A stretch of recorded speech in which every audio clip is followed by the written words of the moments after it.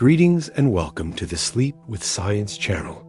This evening, we venture into the concealed domain of consciousness, a realm operating ceaselessly below the surface, molding our identity, our feelings, and even our nocturnal visions. This represents the territory of the subconscious, an expansive and enigmatic component of ourselves that remains perpetually active, never deactivates, and harbors mysteries our waking consciousness may never fully comprehend. Researchers propose that virtually everything we accomplish, from the tiniest involuntary response to the most magnificent concept, receives influence somehow from the subconscious. It retains what our conscious mind releases. It acquires knowledge during our slumber. It perceives phenomena before we gain awareness. In numerous respects, the subconscious serves as the quiet navigator of our existence, directing us silently, invisibly through each instant. If these tranquil explorations resonate with you, please consider liking and subscribing, or sharing your reflections in the comments section. This assists others in discovering this sanctuary, one drowsy individual at a time.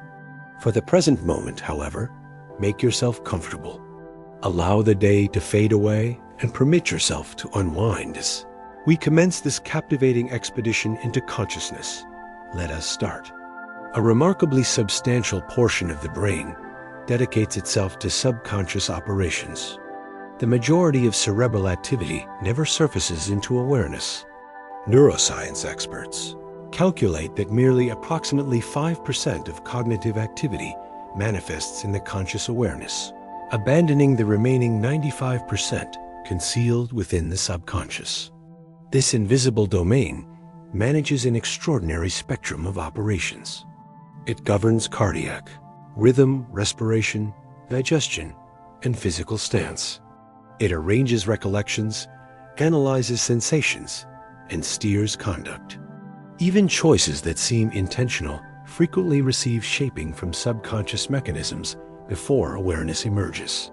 To conceive that nearly all mental existence unfolds within this hidden realm proves both humbling and remarkable. It signifies that the conscious awareness, the component that reads, worries, and makes plans, represents merely a fragment of the complete narrative. Underlying, it exists a massive network that never ceases functioning, navigating you through existence silently, productively, and nearly imperceptibly.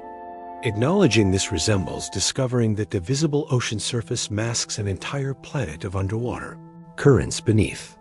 Your subconscious mind can formulate decisions multiple seconds before conscious recognition. Selection seems instantaneous. You evaluate alternatives, reach a conclusion, and subsequently proceed. Nevertheless, neuroscience investigations have uncovered something astonishing. Cerebral imaging demonstrates that configurations of subconscious activation manifest up to numerous seconds before participants acknowledge deciding. Expressed differently, the subconscious initiates preparing the choice well before the conscious awareness assumes possession of it. This doesn't inevitably eliminate free will, though it transforms how we conceptualize it. The conscious awareness may function less as a director than as a storyteller, declaring selections that were already initiated. The subconscious accumulates signals from memory, background, and sentiment, then delivers the conclusion upward as though the conscious awareness had generated it spontaneously. It seems immediate, yet below the surface, it has been developing quietly. This discovery proposes that the foundations of our selections extend deeper than awareness, concealed in a location we can never quite observe. The subconscious never deactivates.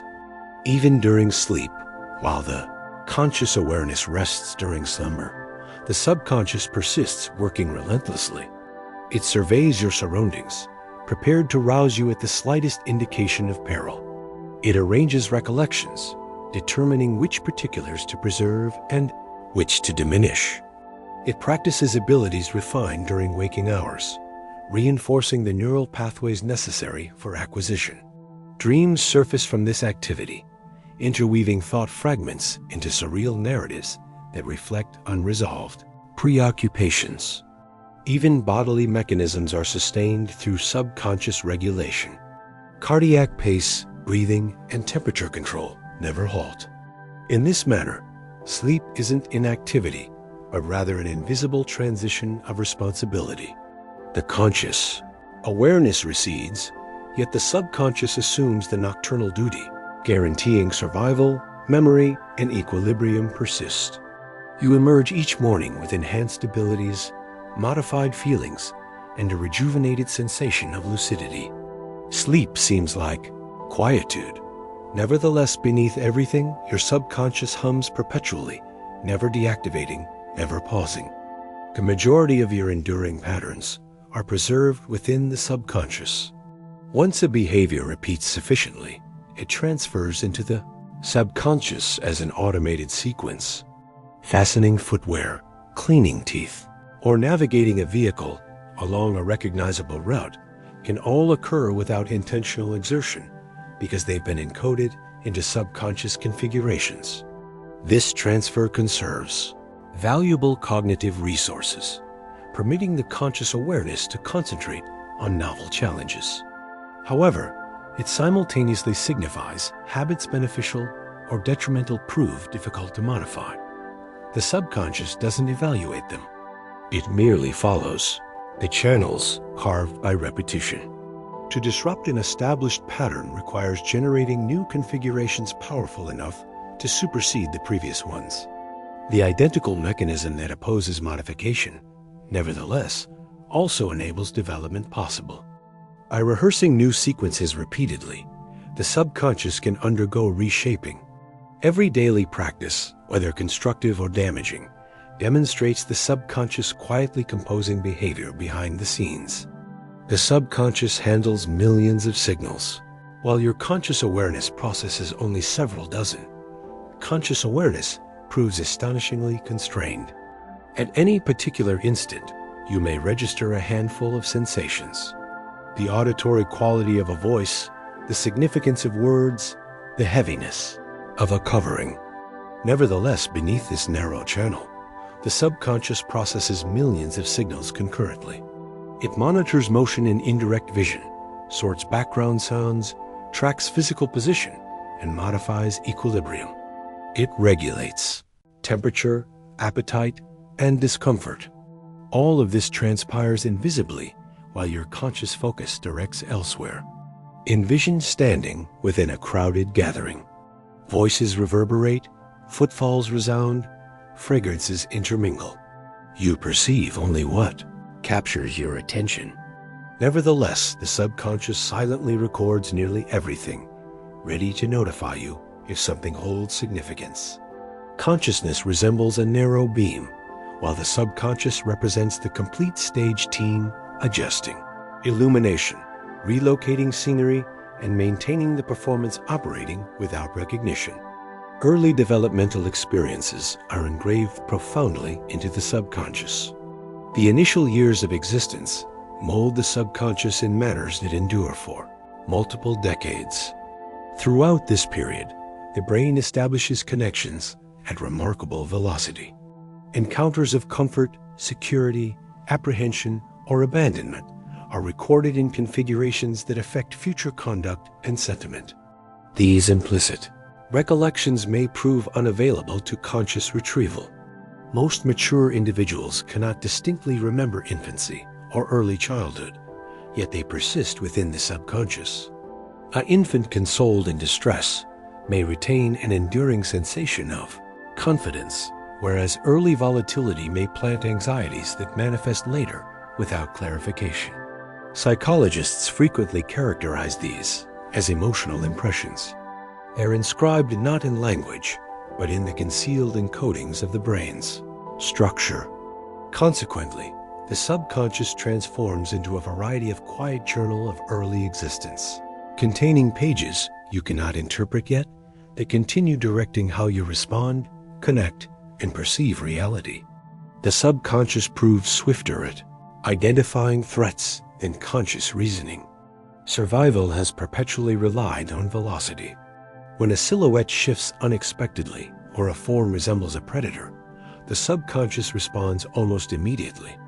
Muscles contract, the cardiac pace accelerates, adrenaline floods, all preceding the conscious awareness's ability to assess what transpires. This rapid response originates from specialized cerebral circuits calibrated to threat identification. They developed to provide humans an advantage in hazardous surroundings where delay could signify catastrophe. Conscious evaluation follows subsequently, categorizing the fear source and determining subsequent action. Occasionally, this produces false warnings, confusing a branch for a serpent. However, the expense of overreacting proves far inferior to the expense of responding too slowly. In this manner, the subconscious functions as an ancient protector trained by millions of years of evolution to safeguard you more rapidly than awareness could accomplish. Its primary priority remains perpetually safety, not precision. Creative revelations frequently emerge from subconscious associations. Some of the most exceptional concepts seem to materialize from nowhere. A tune in a dream, a scientific advancement during a stroll, a resolution in the shower. These abrupt revelations frequently result from subconscious processing. While the conscious awareness struggles to resolve a dilemma, the subconscious continues creating connections in the background. It extracts from memory, background, and sentiment, connecting components in unanticipated manners. When the concealed configuration completes, it erupts into awareness as inspiration. Psychologists designate this incubation, the duration when stepping away from a challenge permits the subconscious to continue functioning silently. Artists, authors, and creators frequently depend on this hidden mechanism, trusting that the solution will surface if they provide it opportunity. Creativity, in numerous instances, represents the conscious, awareness finally attending to what the subconscious has been murmuring throughout. Subliminal signals can penetrate the subconscious without conscious notice. Not all signals possess sufficient strength to penetrate into awareness. An image displayed for a fraction of a second, a word spoken too quietly to register, or a faint fragrance drifting past can still be identified by the subconscious. These subliminal signals circumvent conscious attention, yet can affect mood, inclination, or perception. A subtle background sound might enhance alertness. A faint aroma could trigger a desire without explanation. Investigations have demonstrated that these unnoticed particulars can modify behavior, though never with complete dominance. They represent nudges, not directives.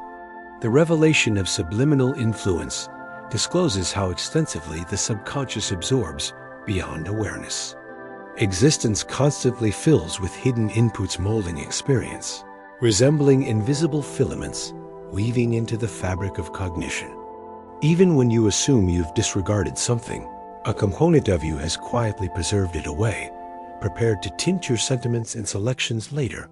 Micro-expressions on your countenance are regulated by the subconscious. The face proves capable of disclosing secrets in under a second.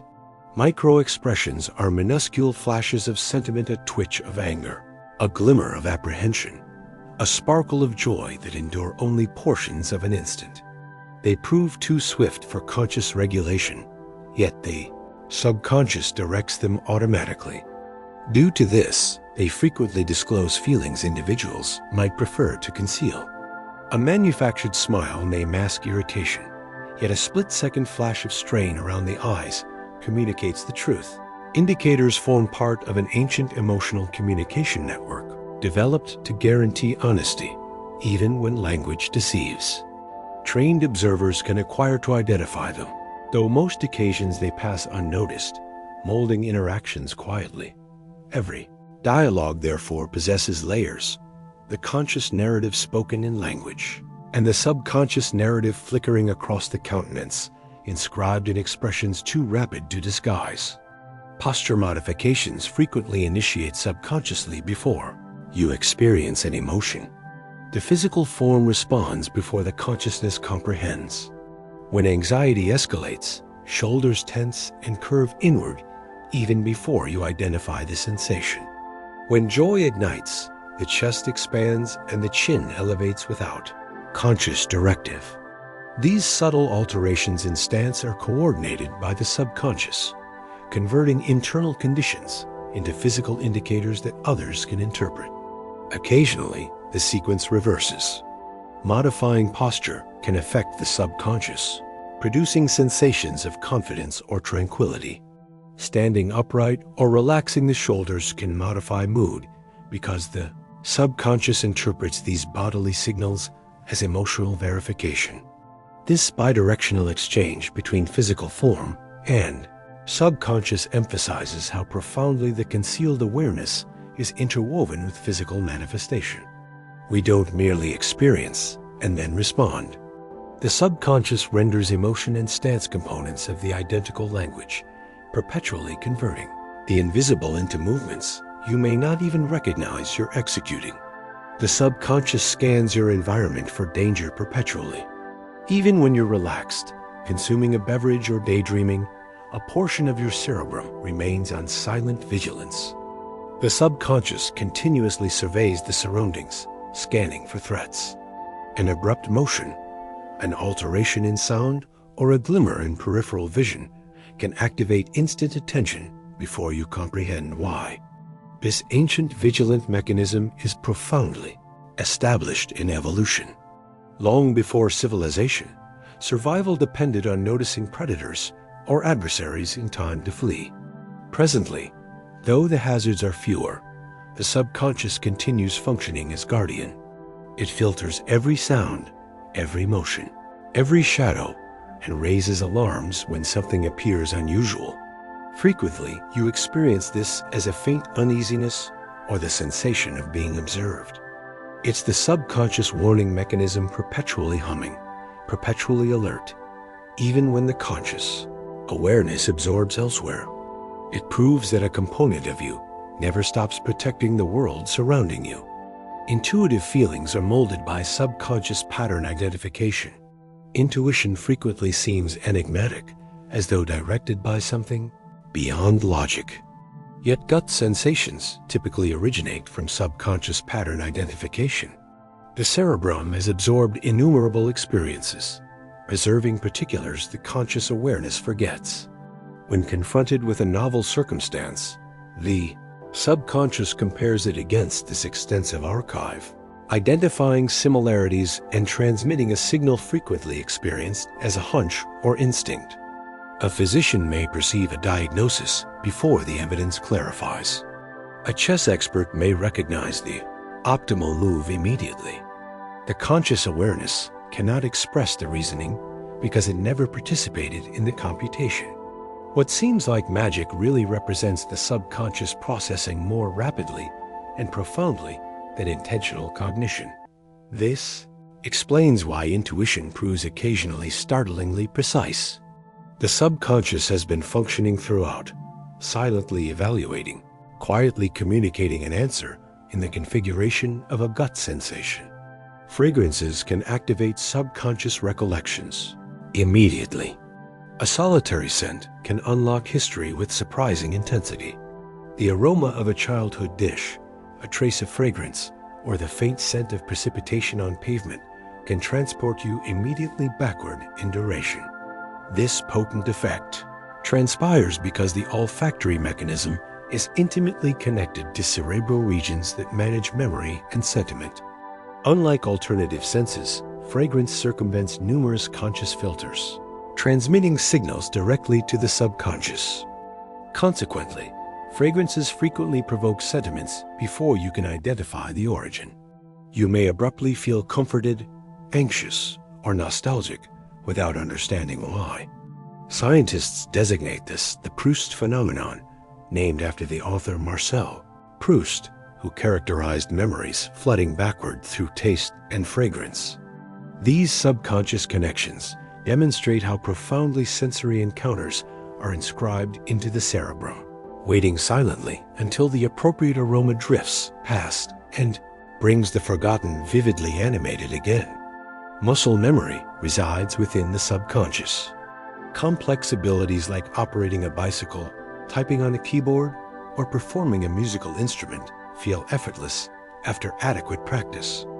This occurs because the directives are preserved in subconscious memory networks.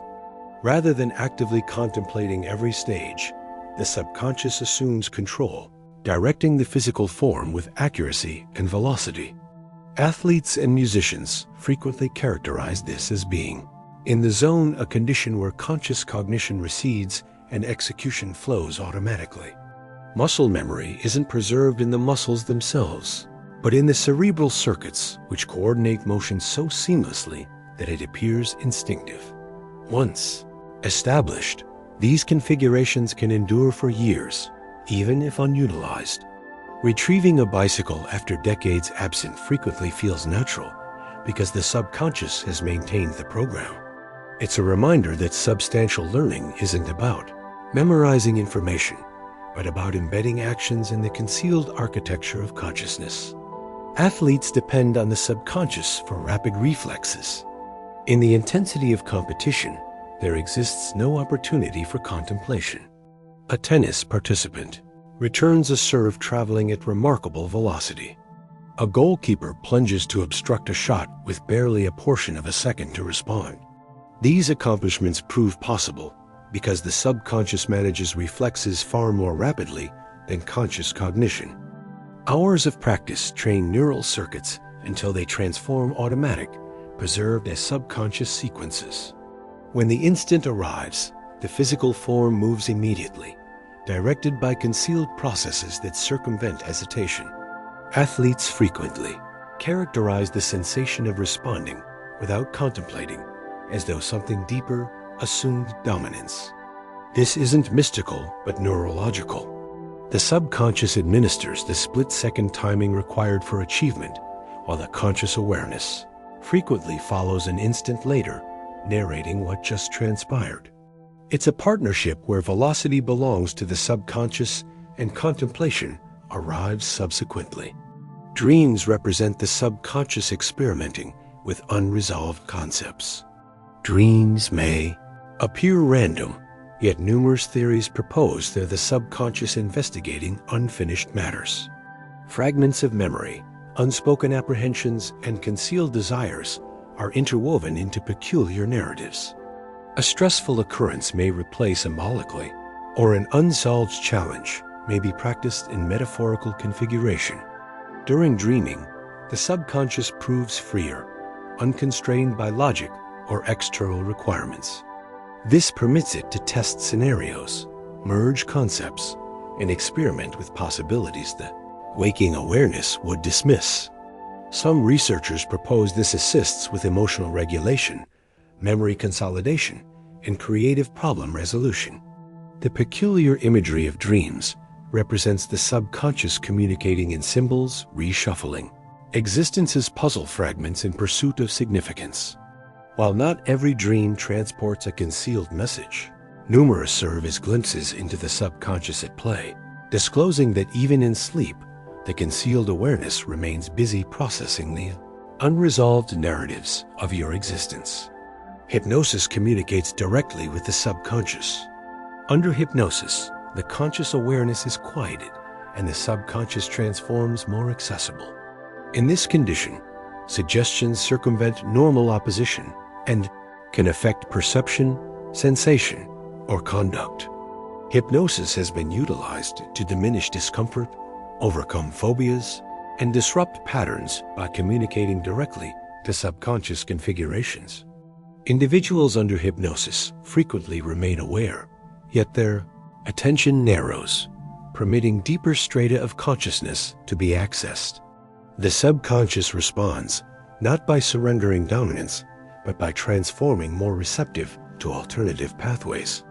While popular culture dramatizes hypnosis as mind dominance, in actuality, it represents a concentrated condition where the subconscious proves more responsive. This discloses how substantially conduct is directed by concealed processes and how, with the appropriate signals, those processes can be gently modified. Hypnosis demonstrates that beneath awareness exists a malleable mechanism prepared to transition when addressed in its own language. The subconscious modifies speech before you articulate it. When language departs your mouth, it seems as though they surface fully, configured from cognition, yet in actuality, the subconscious has already molded them. The cerebrum prepares speech milliseconds before you gain awareness of it, examining for grammar, tone, and appropriateness. Missteps are frequently corrected, subconsciously, before they ever reach sound. Occasionally, a slip of the tongue discloses the concealed mechanism, a word selected too rapidly, or a thought accidentally spoken aloud. These errors demonstrate the subconscious machinery that typically operates, invisibly fine-tuning language before it transforms public. It's a remarkable mechanism permitting humans to speak fluently and rapidly without conscious planning of each word. Speech feels natural only because the subconscious perpetually drafts, modifying, and releases sentences in real duration. A concealed author guaranteeing communication continues flowing without pause. The placebo effects are propelled largely by subconscious conviction. When an individual consumes a sugar pill believing it's medicine, genuine physical modifications can transpire. Pain alleviation, diminished anxiety, even measurable alterations in cerebral chemistry. This represents the placebo effect, and it depends heavily on subconscious conviction. The consciousness accepts the expectation of healing and converts it into the physical form, activating natural mechanisms of relief. Even when individuals consciously recognize a pill is inert, the subconscious may continue responding if ritual and confidence are sufficiently powerful.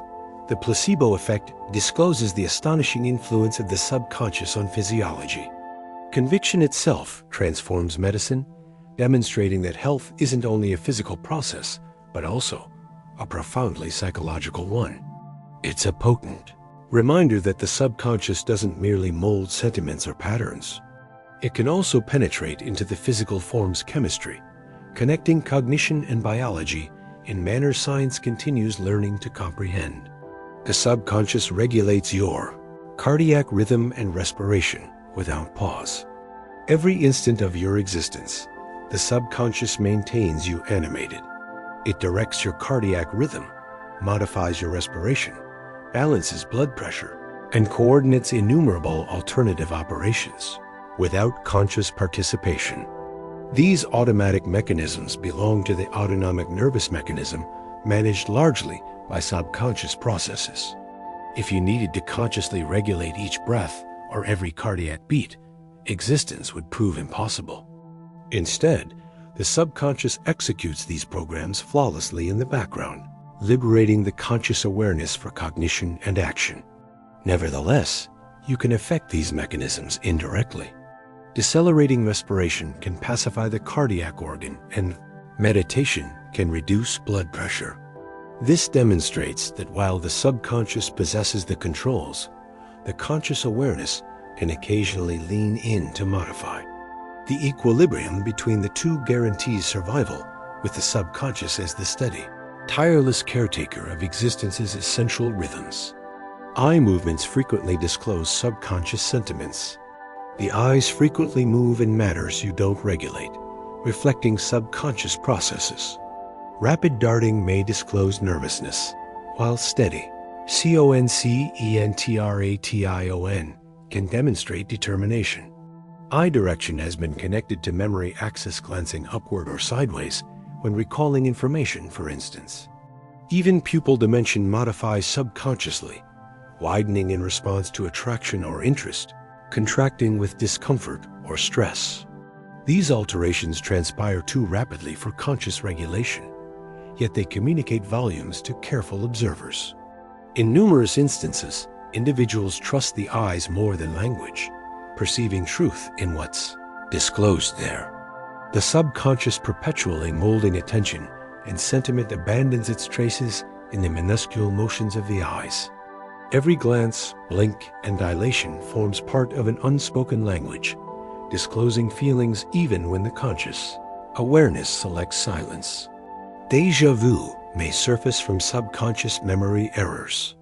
The eerie sensation of déjà vu, The feeling that an instant has already transpired is believed to emerge from subconscious memory processing.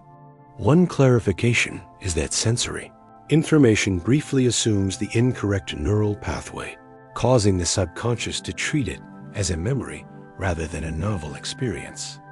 Another theory proposes that déjà vu transpires when the subconscious identifies a similarity between the present and a forgotten past occurrence, activating recognition without context. Either manner, the phenomenon emphasizes how the subconscious administers memory behind the scenes. Conscious awareness interprets it as familiarity without reason, abandoning you unsettled. Déjà vu demonstrates how fragile and complex the relationship between memory and perception proves, reminding us that the subconscious occasionally stumbles, generating illusions that feel both enigmatic and strangely profound. Phobias are preserved as subconscious fear responses. An individual with a fear of spiders may panic at the sight of even a harmless one, and someone with a fear of flying may experience terror before boarding a plane. These reactions aren't deliberate, but emerge from subconscious fear circuits. Phobias frequently originate in past experiences or inherited warning mechanisms inscribed so profoundly that logic cannot eliminate them. The subconscious responds as though danger exists, flooding the physical form with fear. Therapy frequently involves gradually retraining the subconscious through exposure, teaching it that the feared object isn't truly threatening. Until then, the subconscious continues responding automatically, protecting in its own manner, even when protection proves unnecessary. Phobias disclose the stubborn strength of subconscious memory, demonstrating how powerful and enduring fear can prove once it's embedded beneath awareness. The subconscious can misinterpret harmless cues as threats. Not every alarm raised by the subconscious proves accurate. Occasionally, it interprets neutral signals as hazardous, activating fear when none is required. A creak in the house at night may spark unease. A stranger's glance may feel threatening. These responses originate from ancient mechanisms designed to favor caution. Better to confuse a shadow for a predator, the cerebrum determined, than to overlook real danger. This bias signifies the subconscious occasionally errs on the side of fear.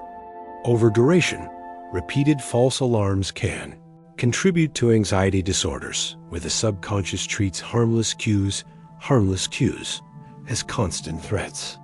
Nevertheless, the mechanism exists due to its evolutionary success. Human survival has perpetually depended more on vigilance than on perfect precision. The subconscious may overreact, yet in doing so, it guarantees that the physical form remains perpetually prepared, even if the conscious awareness insists there's nothing to fear. Humor frequently emerges from subconscious recognition of surprise. Laughter represents one of humanity's strangest reflexes. It frequently bursts forth without conscious regulation, triggered by something unexpected. Numerous scientists believe humor depends on the subconscious identifying a violation of expectation, a twist, surprise, a clever mismatch. The conscious awareness then interprets it as funny, yet the reaction frequently begins deeper. This explains why jokes lose power once they're predictable. The subconscious must be startled to discover joy in the contrast. Even tickling may function partly because it hijacks this mechanism, surprising the physical form with unexpected sensations. Humor demonstrates that the subconscious delights in discovery, rewarding the cerebrum for finding patterns and then breaking them. Laughter isn't merely entertainment, but taps into the playful side of the subconscious, a reminder that even the concealed awareness possesses a sense of surprise and joy. Facial recognition is handled mostly by the subconscious. When you observe a familiar face in a crowd, recognition proves nearly instantaneous. You don't consciously analyze each feature. The subconscious processes the image in specialized regions of the cerebrum designed for faces. This mechanism proves so rapid and efficient that you may notice recognition before you know who the individual is. Damage to these subconscious pathways can lead to prosopagnosia, or face blindness, where individuals can no longer identify even loved ones by sight. The velocity of subconscious facial recognition emphasizes how much of social interaction depends on unseen processes. It represents one of the cerebrum's most specialized abilities, honed over millennia of human evolution. Every smile you recognize, every glance you interpret is made possible by this subconscious scanning features at lightning velocity and delivering the result to the conscious awareness as an effortless feeling of familiarity. Language rhythm is mirrored subconsciously during conversation. When individuals talk, their rhythms frequently synchronize without exertion. Speech patterns, pauses, and intonation subtly align, a process directed by the subconscious. This mirroring constructs connection, making interaction smoother and more comfortable. You may discover yourself matching the pace or tone of a friend without realizing it. This subconscious synchronization forms part of what makes conversation feel natural. It reflects the cerebrum's concealed talent for tracking patterns and modifying in real duration. Researchers believe this mimicry assists in building trust and understanding, reinforcing social bonds. You remain unaware of making these modifications. The subconscious handles them quietly, molding speech into harmony with others. Every conversation, therefore, represents more than language. It's a duet conducted partly by the subconscious, weaving voices into a rhythm that generates connection beneath awareness.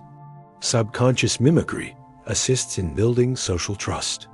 Beyond language, the subconscious also imitates gestures, expressions, and posture during interaction.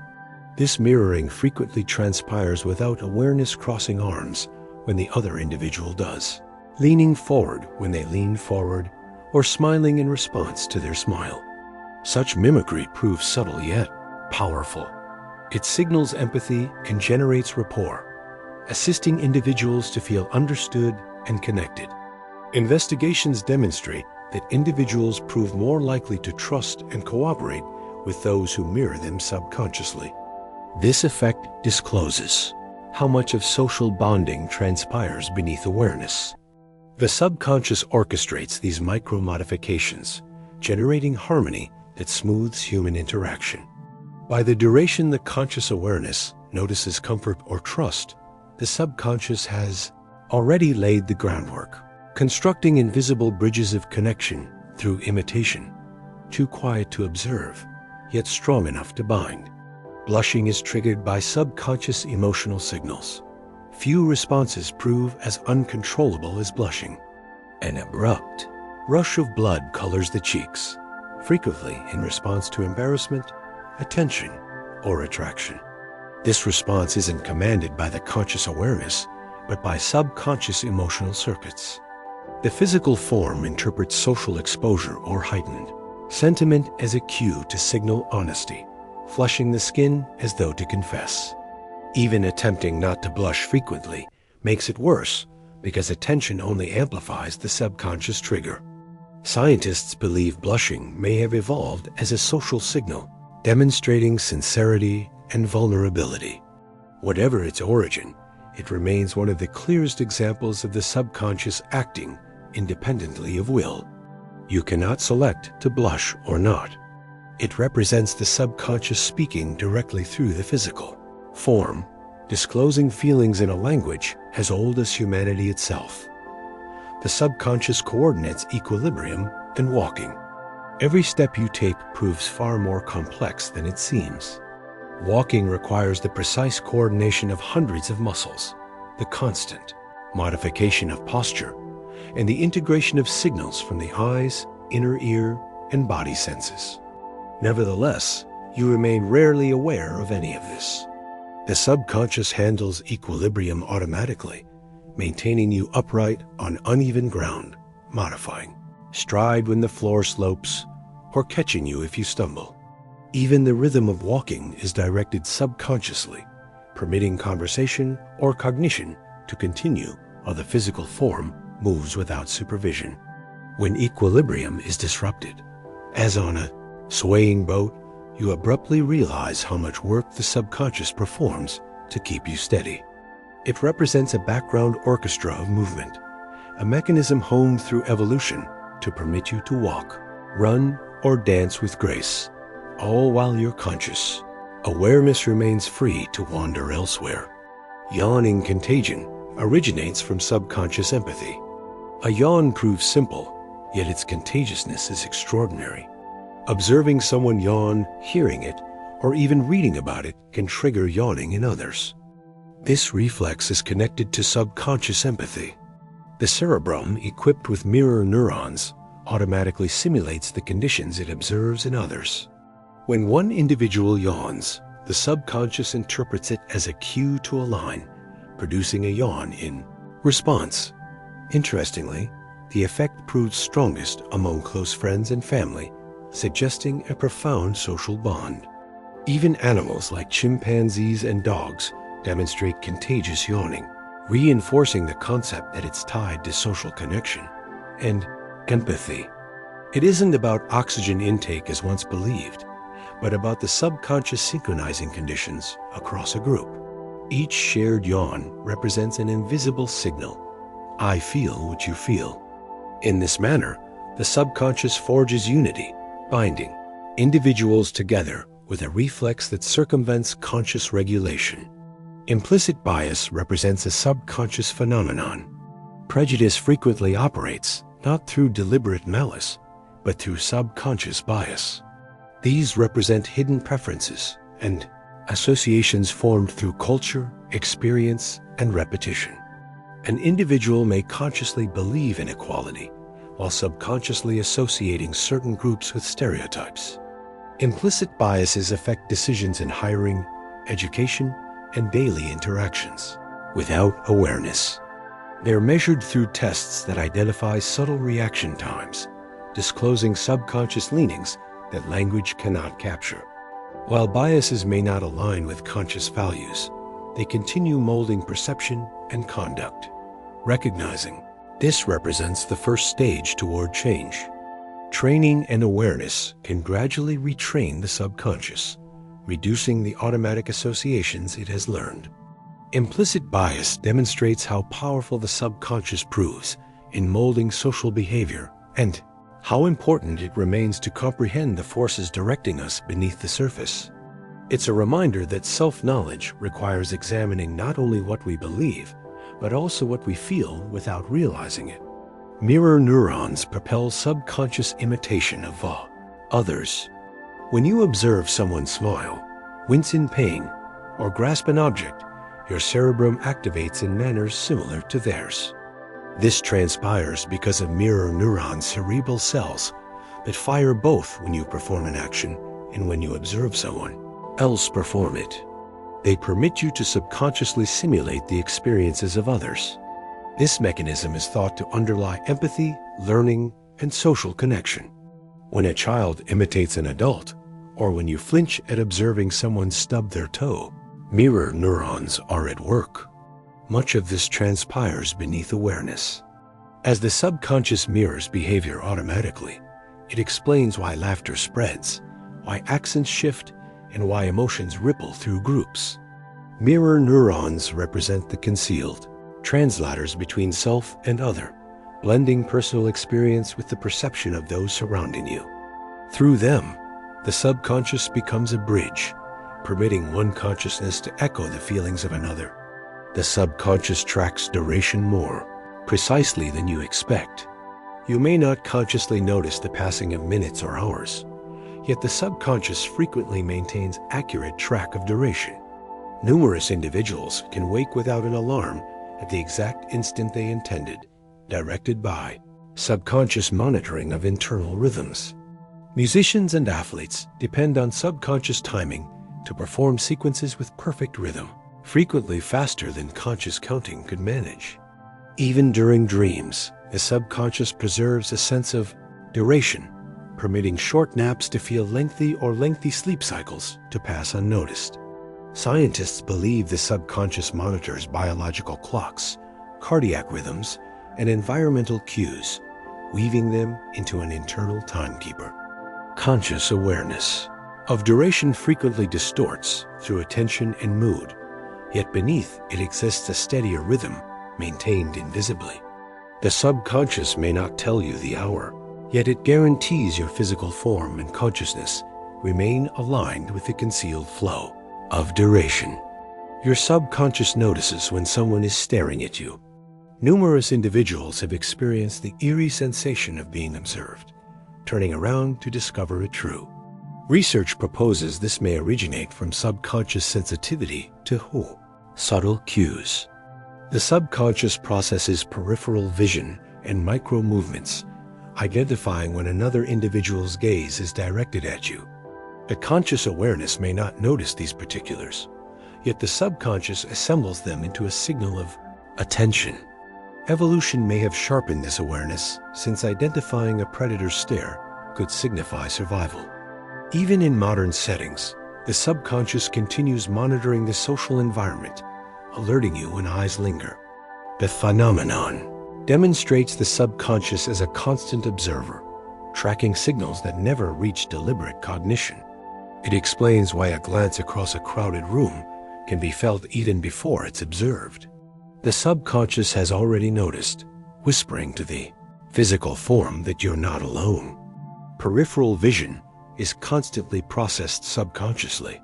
While conscious attention is concentrated at the center of vision, the subconscious handles the remainder. Peripheral vision is sensitive to movement, form, and contrast, and the subconscious constantly scans it for modification. This explains why something darting at the edge of sight instantly captures attention. The subconscious has flagged it before you consciously recognize. In ancient environments, this permitted early humans to spot predators or rivals sneaking up. Presently, it assists when driving, playing sports, or navigating crowded spaces. Most of what passes through peripheral vision never reaches awareness, yet it continues informing posture, response, and mood. The subconscious represents the gatekeeper, determining which signals prove urgent enough to push into focus. Every occasion you're startled by something moving out of the corner of your eye represents proof that your subconscious has been observing all along. Subconscious imagery can modify cardiac rhythm. The physical form responds not only to real occurrences, but also to imagined ones. Visualizing danger can elevate cardiac rhythm, while picturing calm scenes can decelerate it. This transpires because the subconscious treats vivid imagery as though it were reality, activating physiological responses. Athletes utilize this effect to prepare for competition, rehearsing movements and emotions in the consciousness until the physical form responds as though the occurrence were real. Therapists utilize guided imagery to assist patients in reducing anxiety or managing pain, leveraging the subconscious to modify physical condition. The conscious awareness may recognize the images are imaginary, yet the subconscious responds regardless. This demonstrates how tightly cognition and physical form are intertwined and how much power the concealed awareness holds over physical experience. To imagine represents in numerous manners to practice reality, with the subconscious blurring the line between inner vision and outer world. Trauma can linger in subconscious networks for decades. Occurrences of intense fear or pain may abandon traces that persist far beyond conscious memory. Trauma can embed itself in subconscious circuits, triggering reactions years later. A sound, a fragrance, or a passing phrase may awaken sentiments that conscious awareness cannot explain. The subconscious remembers even when language is absent. These imprints can mold behavior, relationships, and self-perception. Therapy frequently aims to bring subconscious recollections into conscious awareness where they can be processed and integrated. Until then, the subconscious may continue replaying echoes of the past, affecting the present. Invisibly, trauma demonstrates both the resilience and vulnerability of the subconscious. It protects by burying unbearable recollections, yet it also binds the individual to them. Healing frequently begins by recognizing that the subconscious isn't merely a machine of habit. It's also the keeper of the most enduring emotional scars. Subconscious stress can decelerate physical healing. The physical form's ability to repair itself is molded not only by biology, but also by the subconscious. Chronic stress activates concealed pathways that release hormones like cortisol, which can suppress the immune mechanism and decelerate recovery. Even when an individual consciously feels fine, the subconscious may be carrying tension that subtly hinders healing. Wounds close more slowly, illness lingers longer, and energy remains drained. Investigations have demonstrated that patients with lower subconscious stress markers recover faster from surgery and illness. Techniques like meditation, therapy, or even laughter can reduce subconscious stress, liberating the physical form to heal more efficiently. This connection between consciousness and physical form illustrates the power of the subconscious in physical health. What exists concealed beneath awareness can either support or sabotage recovery, demonstrating that healing isn't only a matter of medicine, but also of the quiet consciousness within. Eye contact sparks subconscious trust signals. Looking into someone's eyes triggers immediate subconscious responses. Prolonged eye contact can generate feelings of intimacy and connection, while avoidance may signal dishonesty or discomfort.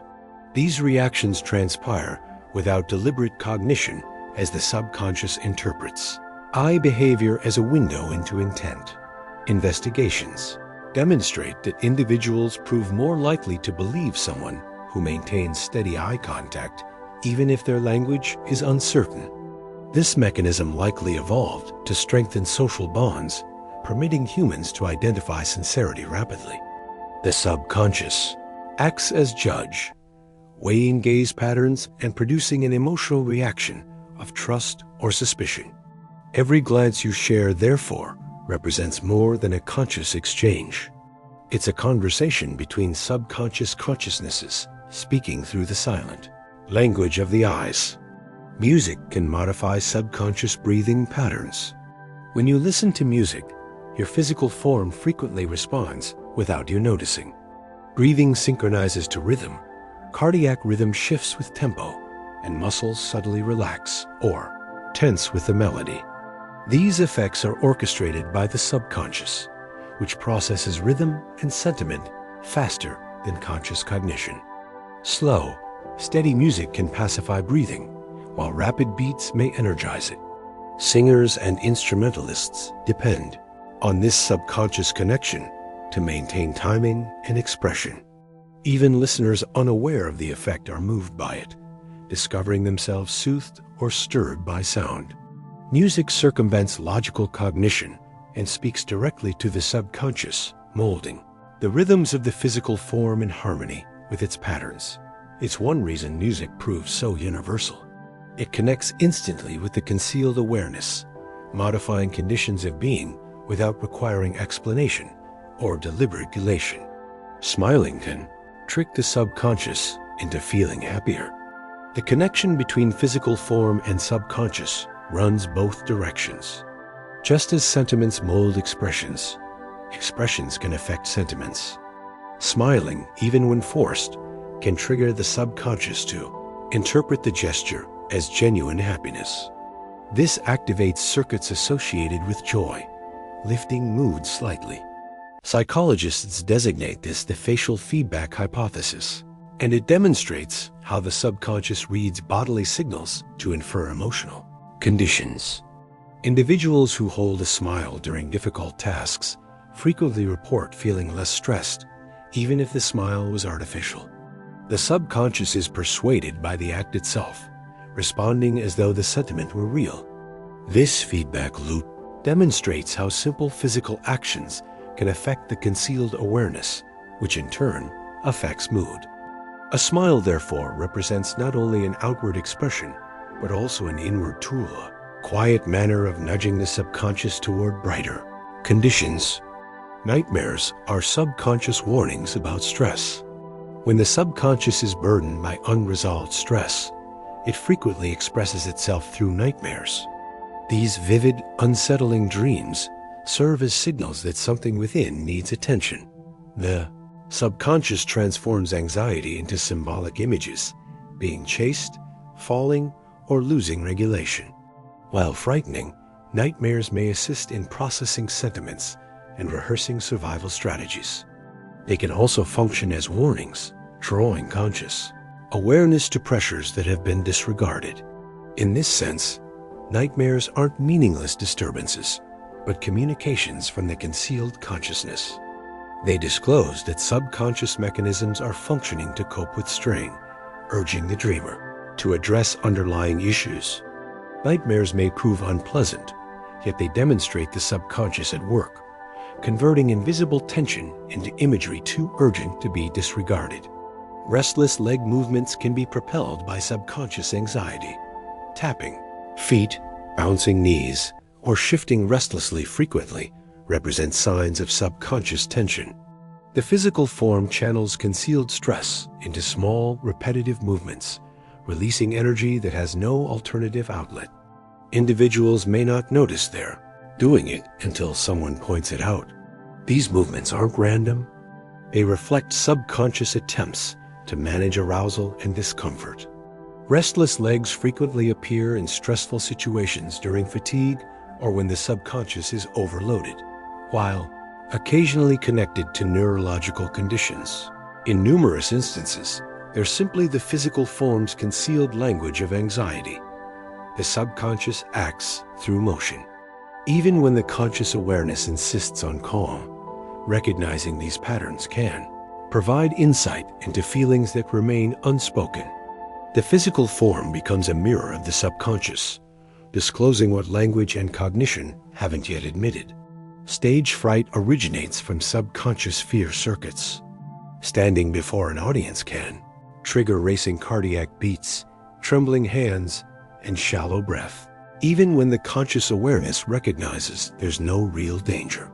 Stage fright emerges from subconscious fear circuits confusing social exposure for threat. The amygdala, a component of the cerebrum involved in fear, floods the physical form with stress hormones as though survival were at stake. This reaction is profoundly rooted in evolution, where exclusion from the group could signify peril. The subconscious cannot distinguish between public speaking and life or death danger. Therefore, it responds with overwhelming force. With practice, numerous individuals learn to manage stage fright by retraining subconscious associations, gradually teaching the cerebrum that visibility doesn't signify risk.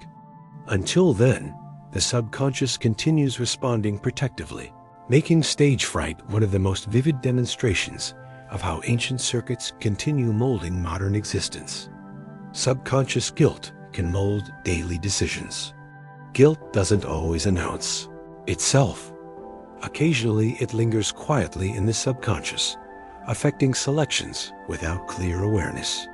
An individual may avoid opportunities, sabotage success, or act with unnecessary caution because of unresolved guilt buried below cognition. Subconscious carries the burden, interpreting situations through the lens of past mistakes or regrets. This can manifest as hesitation, anxiety, or unexplained resistance. Psychologists frequently assist individuals in uncovering concealed guilt by tracing patterns of avoidance backward to their origins. Once brought to illumination, the feelings can be processed consciously, reducing their grip. Until then, subconscious guilt continues molding behavior in subtle manners, steering decisions like a concealed compass pointing away from resolution. It's a reminder that the subconscious not only remembers what we wish to forget, but also acts on those recollections, quietly affecting the paths we take. The subconscious regulates hormone release automatically. Hormones govern growth, mood, stress, and countless alternative operations, and their timing is managed largely by the subconscious. The cerebrum monitors signals from the physical form and modifies hormone release accordingly. Cortisol rises in the morning to promote alertness. Melatonin increases at night to encourage sleep. Insulin is released to process food. All of this transpires without conscious exertion, regulated by subconscious networks in the cerebrum, an endocrine mechanism. While the conscious awareness may affect hormones indirectly through behavior, such as managing stress or selecting when to eat, the fine-tuned equilibrium is maintained invisibly. This mechanism emphasizes how the subconscious isn't limited to cognition or sentiment. It's also the silent conductor of biological rhythms, modifying chemistry instant by instant to maintain the physical form in harmony with its needs and environment. Attraction can be triggered by subconscious reactions to fragrance. While vision and sound dominate conscious perception, fragrance plays a powerful role in subconscious attraction. Humans, like numerous animals, respond to subtle chemical signals that affect social and romantic behavior. These fragrances, frequently below conscious detection, can modify mood and preference. Research has demonstrated that body odor can reflect genetic compatibility, with the subconscious favoring partners whose immune mechanisms differ sufficiently to produce healthier offspring. Perfumes and natural fragrances can trigger subconscious responses that mold how attractive someone feels. The conscious awareness may not notice, yet the subconscious is already making calculations, blending chemistry with perception. Attraction, therefore, isn't only about appearance or conversation. It's also about the concealed dialogue of fragrance. Where the subconscious listens closely to signals, the conscious awareness barely registers, molding feelings of closeness, comfort, or desire without a word. Childhood songs frequently linger in subconscious memory for existence. Music heard in childhood abandons a particularly profound imprint on the subconscious. A lullaby sung by a parent, a theme song from early years, or even a simple rhyme can remain vivid decades later. These melodies are preserved not only as sound, but as emotional anchors tied to instants of comfort, security, or joy. The subconscious preserves them even when conscious memory fades. Hearing one of these songs in adulthood can unlock a flood of sentiment, transporting the listener instantly backward to early years.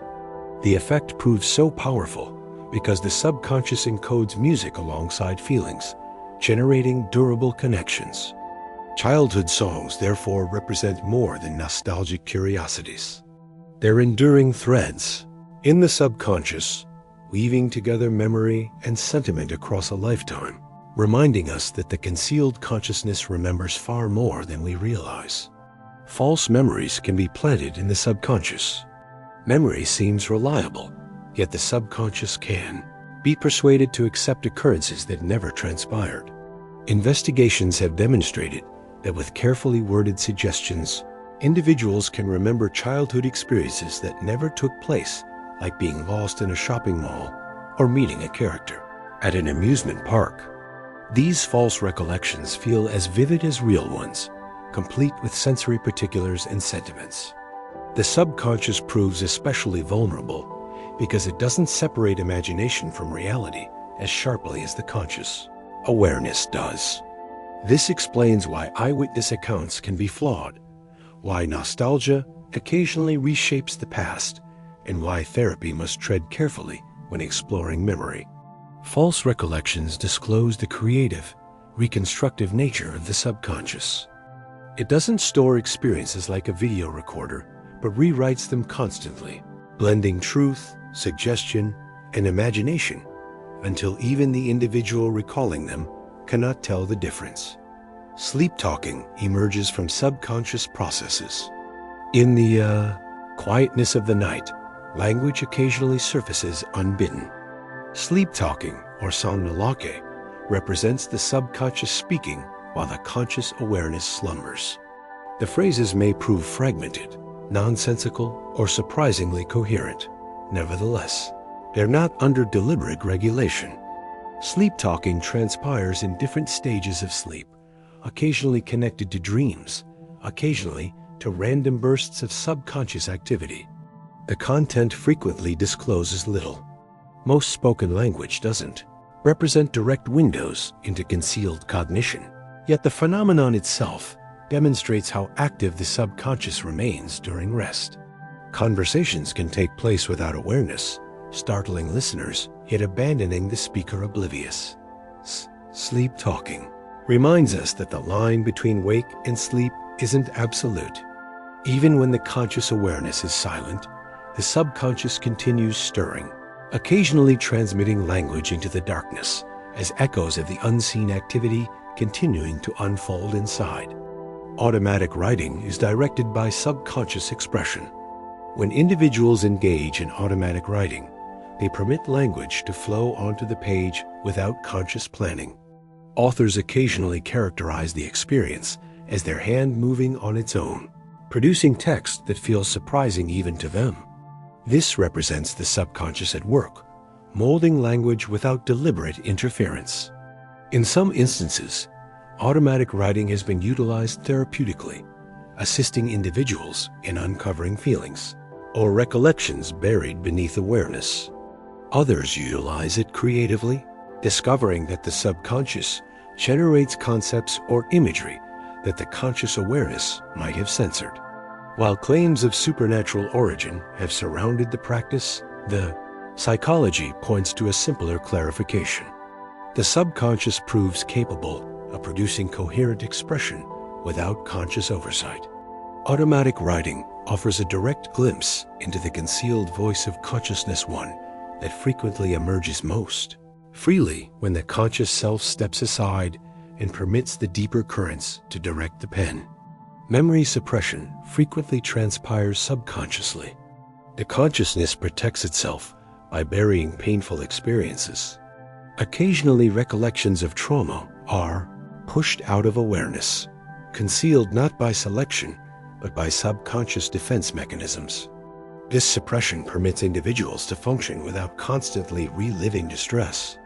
However, the recollections remain preserved, affecting behavior, mood, and even physical health. Triggers may bring them backward abruptly, flooding the conscious awareness with sentiments that feel disproportionate to the instant. This occurs because the subconscious never truly eliminates them, only conceals them.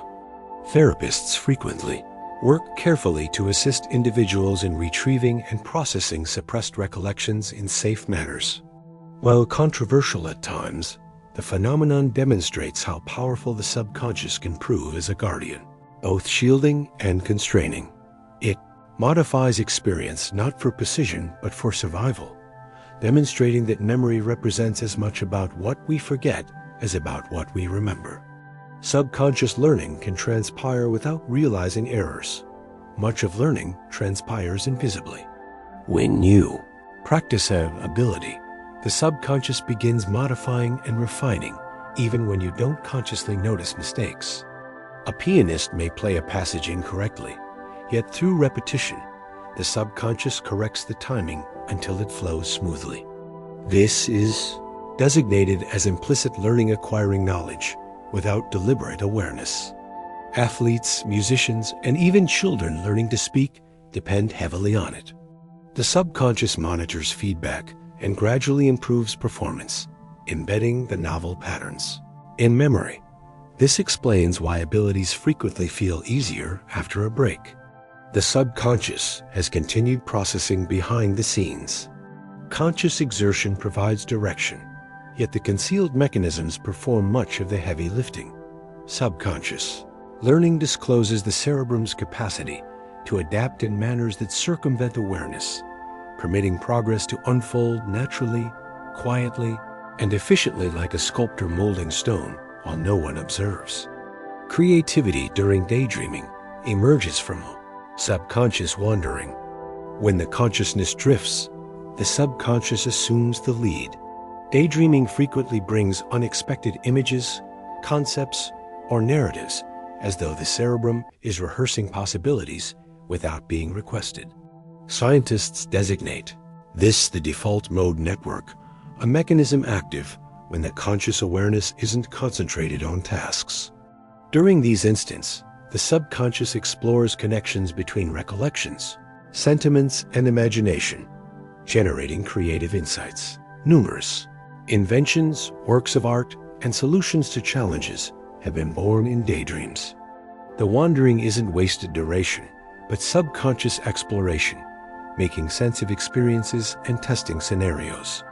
While society frequently values focus, daydreaming discloses the power of releasing control. The subconscious utilizes the freedom to play, to merge fragments into something novel. Creativity frequently emerges not when you push hardest, but when you release regulation, providing the subconscious permission to wander unobserved. Hypnagogic states disclose subconscious imagery. The instants between wakefulness and sleep, designated as hypnagogia, are filled with peculiar images, sounds, and sensations. These fleeting visions originate directly from the subconscious, blending fragments of memory with imagination. Colors shift, forms morph, and voices whisper, frequently without coherence. Nevertheless, these conditions can also spark creativity, offering glimpses of concepts that later solidify into conscious cognition.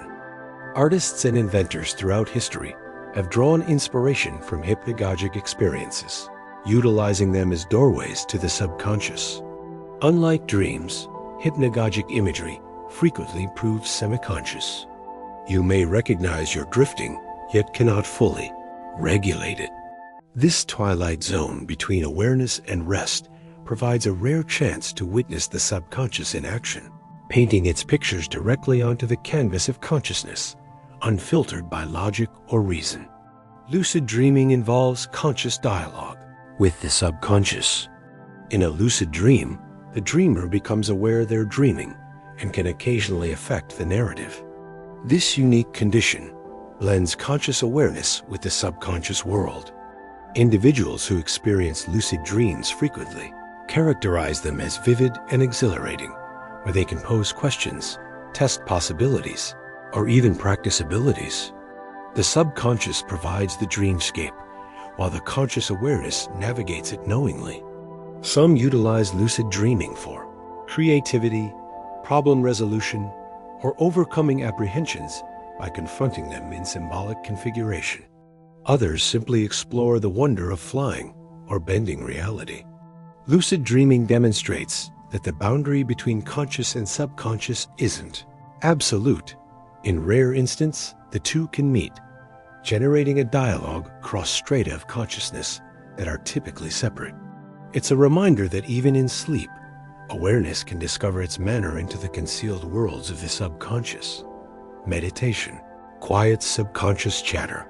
Daily existence fills the subconscious with noise worries, patterns, and automatic responses that chatter beneath awareness.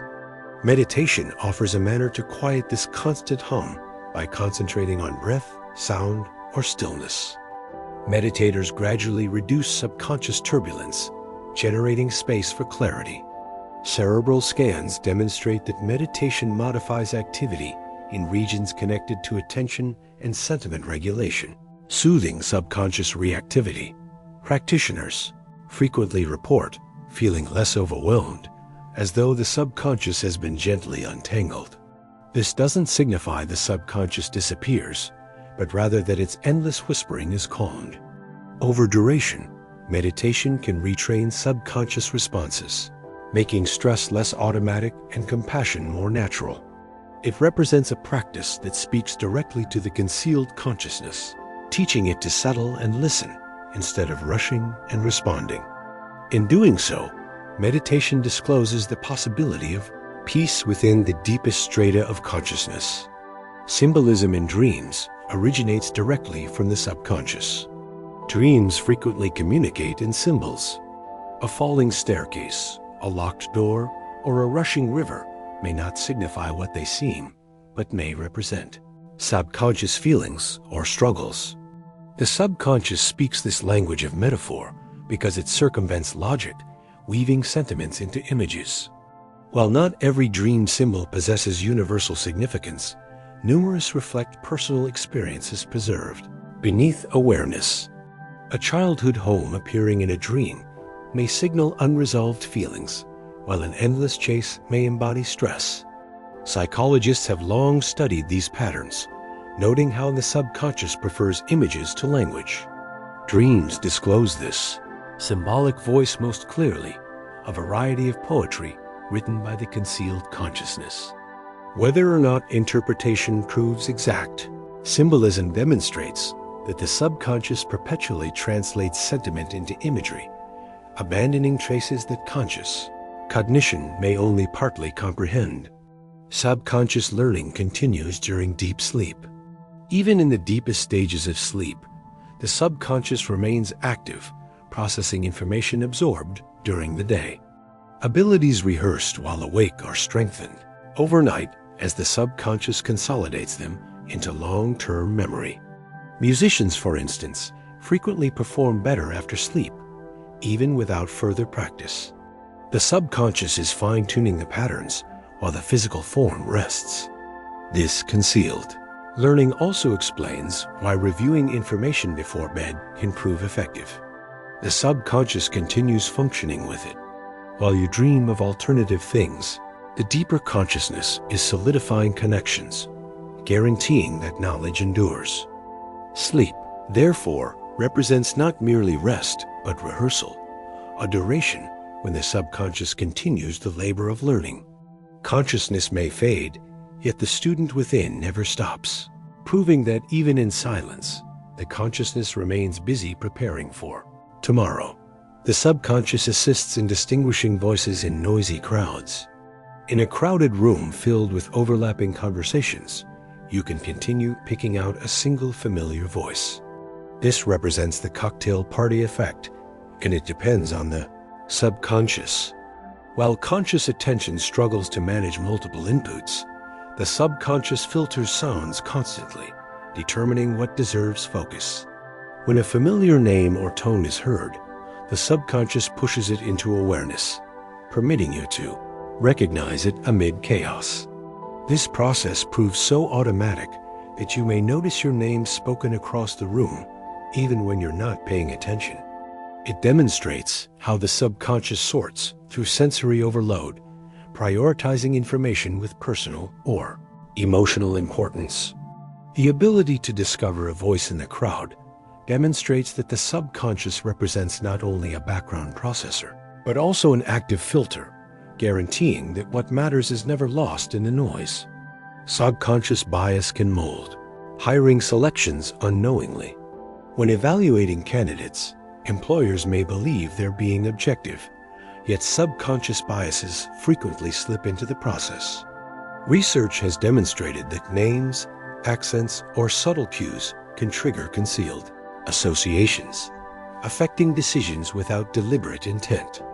A resume with one variety of name may be rated differently than the identical resume with another. These effects rarely prove conscious, but stem from subconscious stereotypes molded by culture and repetition.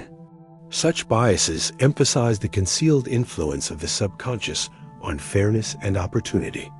Recognizing them proves vital to countering their effects, and structured evaluations can reduce subconscious sway. Hiring, like numerous regions of judgment, represents a partnership between conscious reasoning and subconscious influence. Awareness of this interplay assists in guaranteeing that decisions are directed not by concealed leanings, but by genuine merit. Implicit association tests disclose subconscious preferences. Psychologists have developed tools to measure the concealed leanings of the subconscious. Implicit association tests request participants to rapidly pair language or images, disclosing subtle biases through reaction durations. Individuals may consciously claim neutrality, yet subconscious patterns demonstrate faster associations between certain groups and certain traits. These tests don't accuse, but illuminate the subconscious associations we all carry. Frequently molded by culture, media, or experience, they disclose how the subconscious processes information differently than the conscious awareness acknowledges. By uncovering these concealed preferences, individuals can begin challenging and modifying them. The tests demonstrate that the subconscious isn't a silent partner, but an active force molding judgment, even when awareness insists otherwise. Snap judgments are formulated subconsciously in fractions of a second. First impressions form with astonishing velocity. Within fractions of a second, the subconscious evaluates faces, postures, and voices, producing judgments of trustworthiness, attractiveness, or competence. These snap judgments transpire so rapidly that conscious reasoning possesses no duration to intervene. While not perpetually accurate, they frequently affect decisions long before logic possesses a say. The subconscious is utilizing patterns constructed from past experience, cultural learning, and evolutionary instincts to direct instant assessments. A stranger may feel safe or unsafe before you can explain why. These rapid evaluations demonstrate how much of social existence is steered by subconscious mechanisms. Conscious cognition may later revise or reject them, yet the first impression frequently abandons a lasting imprint, molded by the concealed consciousness functioning in silence. The subconscious maintains your body temperature stable. Whether in heat or cold, your physical form remains remarkably stable in temperature, thanks to subconscious regulation.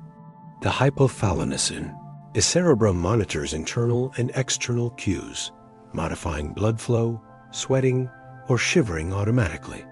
These processes transpire without conscious cognition, maintaining organs at the precise warmth required to function.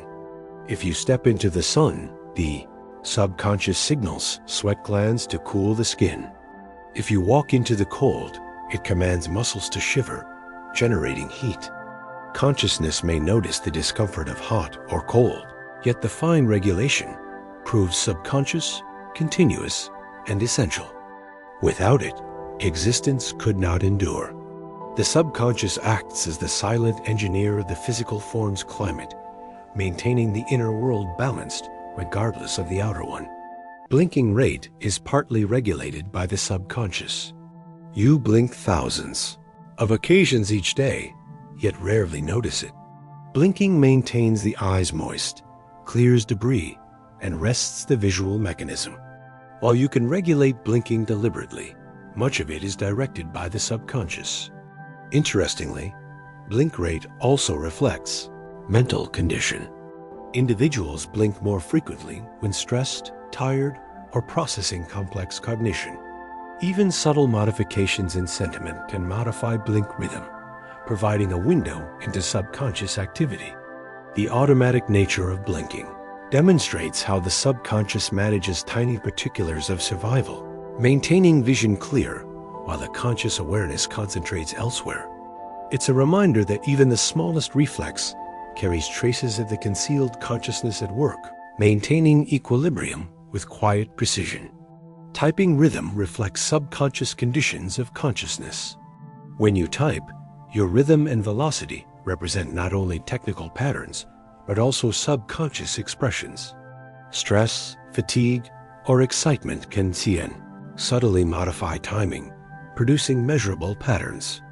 Researchers have discovered that subconscious conditions are reflected in keystroke dynamics, permitting computers to identify mood shifts or even identify lies. These modifications transpire without awareness. The subconscious affects motor regulation, while the conscious awareness concentrates on language. Over duration, each individual develops a unique typing signature molded by subconscious rhythm. It represents a digital fingerprint of the concealed consciousness, disclosing how even in mechanical actions, the subconscious abandons its mark. Every line you type carries echoes of the unseen, expressed not in content, but in cadence. Handwriting pressure is affected by the subconscious. The weight of a pen on paper may seem trivial, yet it reflects subconscious conditions. Under stress, pressure frequently increases, abandoning darker strokes. In relaxed moods, it lightens. Graphologists have long studied handwriting as a mirror of personality, though much remains debated. What proves clear is that subconscious tension and sentiment leak into motor regulation, subtly modifying force. Even individuals unaware of their own stress can disclose it through the depth of their writing. While not a perfect diagnostic tool, handwriting pressure demonstrates how physical actions carry subconscious traces. Every page written becomes not only a record of language, but also of the concealed feelings present in the instant of writing, preserved in the pressure of ink on the ziyah. Page. Handwriting slant discloses subconscious emotional leanings. The angle of handwriting, whether tilting right, left, or upright, frequently reflects subconscious tendencies.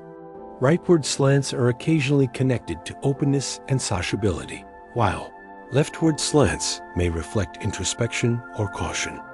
Upright writing suggests equilibrium and regulation. These patterns aren't deliberate. Most individuals don't consciously determine the angle of each letter. Instead, they emerge from subconscious patterns, molded by personality, mood, and motor learning. While interpretation should prove cautious, the principle proves clear. Handwriting is partly a product of subconscious expression. The page becomes a canvas where the concealed consciousness abandons subtle signatures. Every curve, tilt, and slant discloses not only the language, but also the unseen forces molding them, reminding us that the subconscious perpetually writes its narrative alongside the conscious one. Speech rhythm is modified subconsciously for social harmony. When individuals talk, their voices don't merely share language, they share rhythm. Without realizing it, you frequently begin matching the pace, pauses, and intonation of whoever you're speaking with. This subconscious synchronization makes conversations flow smoothly, generating a sense of connection and ease. Researchers have discovered that even strangers unconsciously fall into rhythm, echoing each other's speech patterns as though directed by an invisible metronome. The phenomenon transpires across cultures and languages, suggesting it represents part of profound social wiring. The subconscious performs this work automatically because aligning with others promotes trust and cooperation. Falling out of rhythm, by contrast, can abandon an interaction feeling awkward or strained. Even if you can't explain why, this subtle matching represents one of the manners the subconscious assists in maintaining harmony in human groups. Beneath the language we speak exists a quieter music played by the concealed consciousness. Subconscious convictions can intensify physical pain. Pain represents not only a physical sensation, but also an interpretation formulated by the cerebrum, and the subconscious possesses a powerful influence on how strongly it's felt. If your subconscious expects pain, the experience can become sharper, almost as though the volume has been elevated. Investigations have demonstrated that identical stimuli can feel worse when someone believes they'll be painful.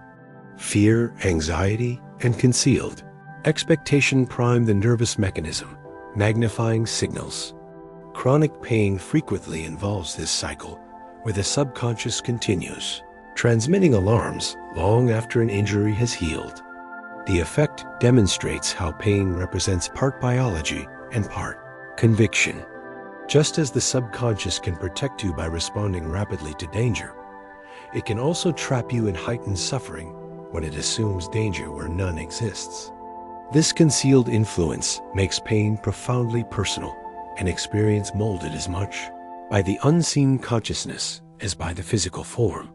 Pain relief can be boosted through subconscious expectation. The consciousness can make pain worse, yet it can also make it better. When the subconscious expects relief, the physical form frequently responds by releasing natural painkillers such as endorphins. This represents the foundation of the placebo effect, where even inert pills can generate real reductions in discomfort if the individual believes they'll assist. The conscious awareness may doubt, yet the subconscious listens to subtle cues of trust, the presence of a physician, a ritual of treatment, a suggestion of healing. Investigations have demonstrated that the subconscious can dampen pain signals purely through expectation, proving that suffering isn't entirely physical, but also interpretive. This signifies that language of reassurance, familiar routines, and conviction in recovery all matter because they prime the subconscious to ease the physical form. Pain relief, therefore, represents not only medicine, but also the narrative the subconscious accepts and acts upon. Blood pressure shifts with subconscious sentiment. The subconscious regulates countless bodily operations without pause, and blood pressure represents one of its most finely tuned levers. When subconscious circuits sense fear or anger, the physical form prepares for survival by raising pressure, pumping blood forcefully to muscles in case of fight or flight. When the subconscious registers safety or calm, it lowers pressure, providing the cardiac organ and vessels a chance to rest. These modifications frequently begin before conscious awareness, which explains why you may feel flushed, tense, or dizzy only after the subconscious has already acted. Prolonged subconscious stress can maintain blood pressure chronically high, while practices that soothe the concealed consciousness, like meditation, music, or laughter, can bring it down naturally. Blood pressure isn't merely a medical number, but a reflection of emotional existence, molded silently by the concealed consciousness, demonstrating how feelings and physiology are inseparably bound. Goosebumps are triggered by subconscious fear signals. Tiny bumps rising on the skin represent a visible reminder of the subconscious at work. Goosebumps are caused by tiny muscles pulling at hair follicles, a reflex that humans inherited from animal ancestors. In the wild, puffed-up fur-made animals appear larger to predators or trapped more heat in cold weather. Though humans no longer depend on this for survival, the subconscious continues activating it in instances of fear or intense sentiment. A haunting piece of music, an abrupt chill, or the sight of something breathtaking can all trigger the reflex. It appears automatically before you consciously recognize what you experience. Goosebumps remind us that ancient survival circuits remain embedded in the concealed consciousness, firing in response to signals it interprets as meaningful. They represent one of the rare physical signatures of subconscious sentiment written visibly across the surface of the skin. Memory consolidation during sleep depends on subconscious work. Every night while the conscious awareness rests, the subconscious becomes a tireless archivist. Recollections from the day are sifted, organized, and strengthened. The process scientists designate consolidation.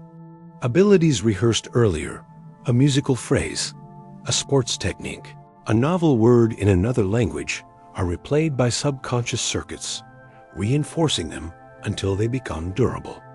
Emotional experiences are prioritized, guaranteeing important lessons aren't lost.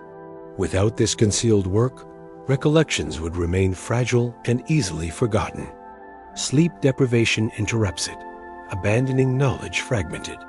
The subconscious is in effect, determining what proves worth keeping and what can fade, weaving novel experiences into the lengthy narrative of the self. This nightly labor demonstrates that learning doesn't stop when the day ends. Even in dreams and silence, the subconscious continues at work, filing the library of memory so that waking existence can build upon it. Subconscious processes determine how duration feels to pass. The passing of duration represents not a fixed experience, but a construction of the subconscious. Hours spent in boredom feel unbearably slow, while joyful instants vanish in what seems like an instant. The subconscious determines how much detail to encode, and this affects how duration is felt. Routine experiences are compressed, making them seem shorter, while novelty and emotional intensity are recorded more richly, stretching them in memory. This explains why childhood summers seem endless, while adult years seem to slip away rapidly. The subconscious perpetually writes a version of duration based not on clocks, but on perception. Fear can expand seconds into eternities, while flow can dissolve entire afternoons. Duration as lived represents not the steady rhythm of physics, but the narrative the subconscious selects to tell, molded by sentiment, novelty, and attention. Sentiments frequently surface subconsciously before awareness. Long before you can assign a name to a feeling, the subconscious has already set it in motion. A racing pulse, tightened muscles, or an abrupt warmth in the face frequently transpire seconds before the conscious awareness recognizes anger, joy, or embarrassment. This occurs because emotional responses represent survival mechanisms designed to act rapidly and automatically. The subconscious responds first, mobilizing the physical form, while the conscious awareness follows later, narrating the experience. This sequence explains why sentiments can prove difficult to regulate. By the duration you notice them, they're already underway. Learning to recognize early physical cues can assist, yet sentiments will perpetually belong first to subconscious. They're ancient, rapid, and profoundly rooted. Consciousness explains them after the fact, yet it's the concealed consciousness that authors them initially. Micro-dreams lasting seconds are processed by the you. Subconscious. Even the briefest dips into sleep can spark dreams. These micro-dreams, lasting only seconds, transpire when the cerebrum slips momentarily into dream conditions during extreme fatigue. A tired student may observe peculiar images while blinking, or a weary driver may briefly drift into a surreal vision. These flashes represent the subconscious seizing an opportunity to process imagery, even in tiny fragments of rest. Though short, they disclose how powerful the drive to dream proves. Microdreams can occasionally spark creativity or emphasize exhaustion, warning the conscious awareness of its limits. They also demonstrate that dreaming isn't confined to lengthy stretches of sleep. The subconscious proves eager to express itself whenever it can. Even in seconds, it rehearses, experiments, and imagines, weaving images that vanish as rapidly as they arrive, yet proving that the concealed consciousness never fully rests. Subconscious therapy can reprocess traumatic recollections. Trauma frequently embeds itself in the subconscious, preserved not as clear narratives, but as sensory fragments and raw sentiments. This explains why triggers can abruptly produce panic or flashbacks, even when the conscious awareness recognizes there's no danger. Therapies like EMDRI, movement desensitization and reprocessing, or guided imagery function by engaging the subconscious directly. They assist the concealed consciousness in reorganizing recollections, reducing their emotional intensity, and filing them safely in the past. Process doesn't eliminate the occurrence, but modifies how it's experienced, loosening the subconscious grip. Healing frequently requires this deeper access, because conscious reasoning cannot easily override the subconscious's protective alarms. Subconscious therapy demonstrates that genuine transformation proves possible only when the concealed consciousness is engaged, teaching it that the danger has passed and permitting peace to return. Repetition trains the subconscious more effectively than explanation. The subconscious doesn't respond best to logic or argument. Instead, it learns through rhythm and repetition.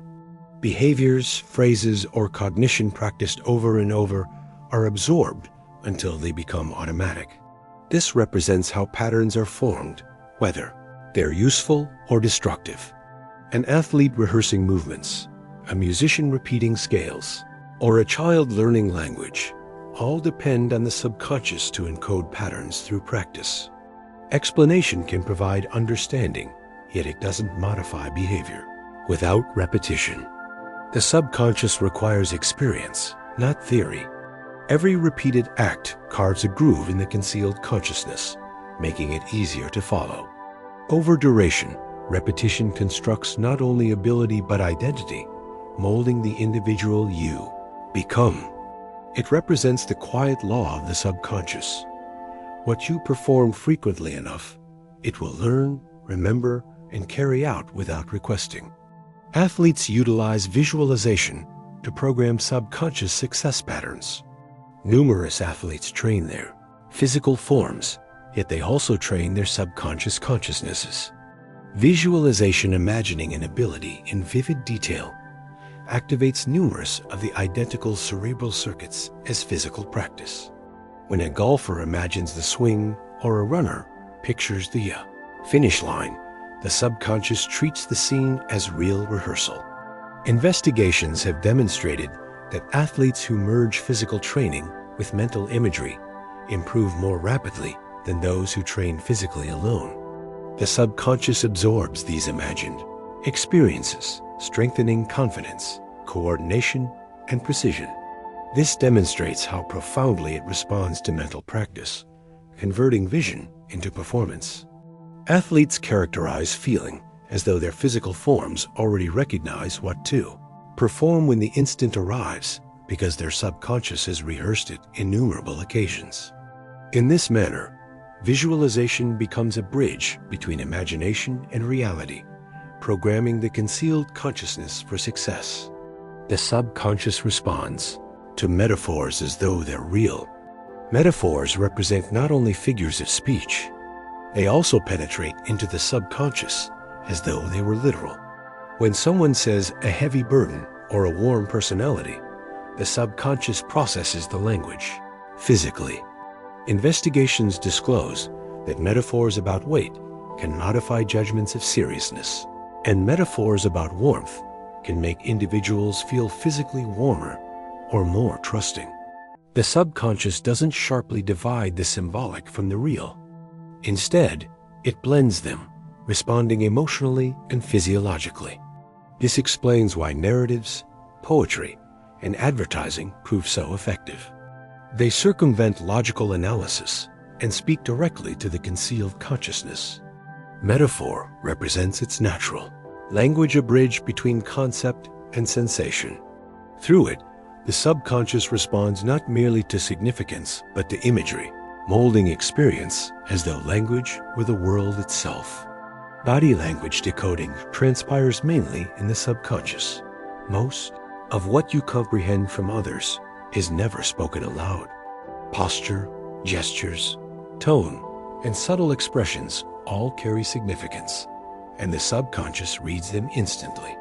A smile that reaches the eyes, a tightened jaw, or crossed arms are interpreted before conscious cognition arrives. This decoding explains why you frequently just recognize how someone feels without being able to explain why. The subconscious notices tiny particulars and assembles them into impressions of trust, openness, or threat. Signals direct interaction smoothly, permitting you to respond with empathy or caution almost automatically. Consciousness later constructs explanations, yet the concealed consciousness has already formulated the judgment. Body language discloses how social existence depends on subconscious intelligence, a silent translator constantly functioning, molding connection and comprehension in every instant. Subconscious processing predicts others' intentions before you notice. Human movements contain subtle clues about what will transpire next. A shift of weight, a flicker of gaze, or a twitch of muscle frequently precede action by fractions of a second. The subconscious reads these signals automatically, permitting you to anticipate what others are about to perform. Athletes depend on this constantly, predicting opponents' moves almost before they transpire. Yet everyday existence depends on it too, stepping aside before someone bumps into you, or sensing when a friend is about to speak. Conscious awareness typically arrives afterward, constructing the narrative of what transpired, yet the subconscious has already acted. This predictive ability demonstrates that the concealed consciousness proves not merely reactive but anticipatory, preparing for the world's next step before you even recognize what you've observed. Group conformity is partly propelled by subconscious signals. Humans represent social creatures, and the subconscious constantly seeks belonging in groups. This concealed desire leads individuals to modify behavior, posture, and even opinions to align with others. The process frequently proves automatic. Laughter spreads, postures mirror, and decisions shift toward consensus without deliberate cognition. Investigations disclose that individuals will frequently follow a group's opinion even when they consciously recognize it's incorrect, directed by subconscious pressure to fit in. This can generate unity, yet also propel conformity at the expense of individuality. The subconscious weighs the risk of standing apart and frequently selects safety in numbers. It represents a quiet yet powerful force, molding behavior not through reasoning, but through the profound pull of togetherness embedded in the concealed consciousness. Laughter frequently begins as a subconscious response. Individuals laugh not only at jokes, but also as an instinctive social signal. The subconscious triggers laughter in response to tone, rhythm, or shared sentiment, frequently before the conscious awareness registers a reason. This explains why laughter proves contagious. When others laugh, your subconscious mirrors the sound and joins in. In groups, laughter serves as glue, signaling safety and reinforcing bonds. It punctuates conversation naturally, easing tension and inviting connection. Occasionally, individuals laugh, even when nothing proves funny, because the subconscious is responding to social context rather than humor. This reflexive laughter demonstrates that the concealed consciousness values belonging more than precision. The conscious awareness may search for an explanation afterward, yet laughter begins as the subconscious announcing, "You're part of this instant. You're not alone." Subconscious fear can affect political selections. Fear represents one of the most powerful subconscious motivators, and it frequently affects decisions long before reasoned analysis transpires. Political messages that emphasize threats, instability, or danger tap into these concealed circuits, molding opinion at a level deeper than awareness. Even when voters believe they're making rational selections, their subconscious may already be leaning toward safety and security. Campaigns and propaganda exploit this instinct, recognizing that fear circumvents logic and speaks directly to the concealed consciousness. It's not perpetually negative appeals to protection and stability can unite communities, yet it demonstrates how political selections are frequently directed more by subconscious sentiment than conscious cognition. The ballot box, in this sense, represents as much a reflection of concealed fears as of reasoned debate. Advertisers design colors to reach subconscious associations. Colors carry emotional weight, and the subconscious responds instantly to them. Red frequently signals urgency or excitement. Blue conveys trust or calm. Green suggests growth or nature. Advertisers carefully design logos, packaging, and environment to trigger these associations, affecting perception before language is read. Investigations demonstrate that individuals formulate judgments about products or brands within seconds based largely on color. These impressions form subconsciously, directing preference and trust. Even cultural variations are absorbed by the concealed consciousness, which interprets hues through learned associations. Conscious cognition may later provide reasons for selections, yet the subconscious has already been swayed. Advertising succeeds not only through slogans or logic, but through silent conversations with the subconscious in the language of color. The subconscious filters background noise automatically. At any instant, countless sounds reach the ears: footsteps, humming machines, distant voices. Nevertheless, you're not overwhelmed because the subconscious filters this flood constantly. It discards what proves unimportant, permitting focus on what matters. A sudden crash, your name spoken, or a sharp modification in tone, however, is immediately promoted to awareness.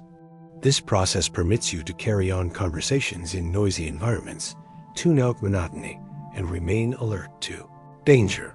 Without it, consciousness would drown in sound. The subconscious acts as a gatekeeper, sorting the world into silence and signal. It functions invisibly, molding perception into something manageable, generating a sense of calm order amid chaos.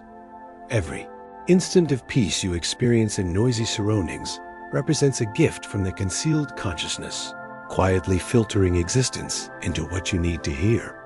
Your subconscious can wake you at a selected duration. Numerous individuals notice they wake instants before an alarm, as though a quiet inner clock rang first. That clock proves real.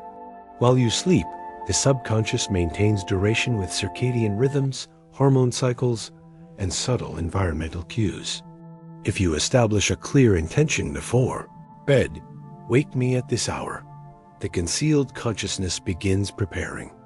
Cortisol rises earlier than typical, body temperature shifts, and the threshold for rousing lightens. The subconscious also remembers patterns. When you rise at the identical hour, across numerous mornings, it predicts the next one and primes the mechanism. This explains why travelers occasionally continue waking at a familiar hour in a novel place. The conscious awareness drifts in dreams, yet the subconscious monitors, counts, and maintains its promise. It's a reminder that sleep isn't a total shutdown. Even at night, the concealed steward of the physical form listens for your instructions and quietly carries them out. Childhood trauma can resurface through subconscious dreams. Dreams frequently speak the language of the subconscious images instead of arguments, symbols instead of explanations. When early experiences were too intense for a child's conscious awareness to process, their echoes may persist as sensory fragments preserved below awareness. Years later, they return in sleep, a faceless figure, a hallway without exits, a door that won't open. The dream isn't a courtroom. It represents a rehearsal space where feelings finally move. The subconscious selects metaphors that carry the emotional weight of the recollection, nudging the waking self to notice what was buried. These dreams can prove unsettling, yet they represent invitations, not punishments. Therapies that honor dream material assist in translating its symbols into language so the conscious awareness can integrate what the subconscious has been carrying alone. Over duration, the dreamscapes soften. The identical consciousness that protected you by concealing pain begins healing you by bringing it gently into the light. Subconscious. Convictions can affect immune mechanism strength. Your immune mechanism listens to your concealed expectations. Hope, trust, and a credible sense of safety tell the subconscious to ease emergency signaling and devote resources to repair. While concealed, helplessness maintains stress chemistry high and defenses dulled. Research illustrates this beautifully. When someone genuinely expects improvement, the cerebrum releases messengers that modulate immunity, reduce inflammation, and assist the physical form in recalibrating. The conviction doesn't cure infection by itself, yet it establishes a physiological stage where healing proves more efficient. Conversely, chronic unspoken fear maintains the physical form on alert, raising stress hormones that over duration can make defenses sluggish. This isn't an invitation to blame yourself for illness. It's an invitation to notice how profoundly the consciousness and immune mechanism converse. Rituals of care, trustworthy relationships, and soothing routines teach the subconscious that assistance is present. In response, the physical form acts less like a fortress under siege and more like a workshop repairing what requires mending. The subconscious perpetually learns, even when the conscious rests. When attention wanders, learning doesn't stop, it shifts departments. The subconscious continues sorting, associating, and rehearsing, strengthening connections that daylight began. During quiet walks and showers, it recombines concepts into solutions that arrive as abrupt clarity. During sleep, it consolidates abilities and stabilizes memory, so tomorrow feels easier than yesterday. Even background exposure to language, music, or craft accumulates as familiarity that later blooms into fluency. This constant apprenticeship explains why stepping away from a tough challenge can assist. You create room for the concealed consciousness to function. It's also why kindness matters in practice. When the subconscious feels safe, it explores freely. When it feels hounded, it retreats to rigid patterns. Trusted with good material, duration, and gentle structure, it will return the favor with insight that seems to originate from nowhere, except it originated from you, continuing learning while you rested. And so, we arrive at the conclusion of our quiet exploration of the subconscious consciousness. We've wandered through the concealed patterns of memory, the secret rhythms of the physical form, and the whispers of intuition that mold our selections every day, all of it functioning tirelessly beneath the surface, directing us silently from instant to instant. As you rest presently, remember that your subconscious remains awake, maintaining you safe, balancing your physical form, and weaving today's experiences into tomorrow's comprehension. You don't need to direct it or even notice it. The concealed consciousness takes care of the particulars, so the conscious awareness can finally release. If you remain awake, you're welcome to stay a little longer with us and permit the next video to carry you further into calm discovery. Yet if your eyes prove heavy, then permit them to close. The subconscious will continue its work quietly and faithfully while you drift into sleep. Sweet dreams and good night.